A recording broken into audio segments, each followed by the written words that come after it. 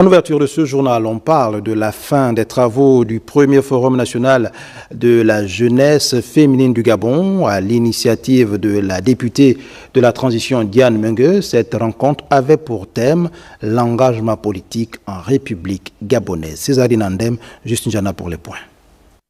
48 heures ont suffi à ces jeunes femmes gabonaises d'acquérir des rudiments nécessaires pour un engagement politique participatif en cette période de transition. Une initiative allouée et pour cela je remercie le président de la République qui a bien voulu nous rassembler autour de cette question. Nous avons été édifiés sur l'engagement en politique pour avoir la détermination, la volonté et nous voulons que ces actions soient continuelles. Des moments inoubliables, empreints de partage d'expériences et de témoignages, entendu que la vie politique, entre autres, n'est pas un long fleuve tranquille.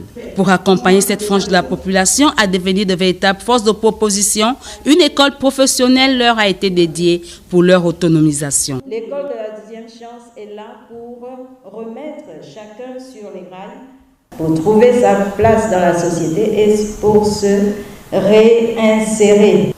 Quels sont les objectifs de cette école ?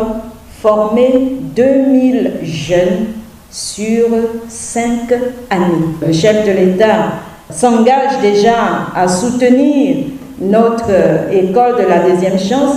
La rencontre d'Arambo aurait tenu toutes ses promesses. Satisfaite parce que nous avons atteint le premier des objectifs qui était celui d'inciter, de susciter l'engagement d'abord et l'engagement politique ensuite de nos jeunes sœurs gabonaises. Vous avez vu l'adhésion massive et manifeste de nos sœurs, des compatriotes venus de la province du Wallintem, de la province du Moyen-Ogooué, de Port-Gentil et celle de Langounier. Donc merci Monsieur le Président pour cet intérêt que vous manifestez à la jeunesse féminine de notre pays. Nous tâcherons d'être à la hauteur de ce plein d'intérêt que vous nous accordez.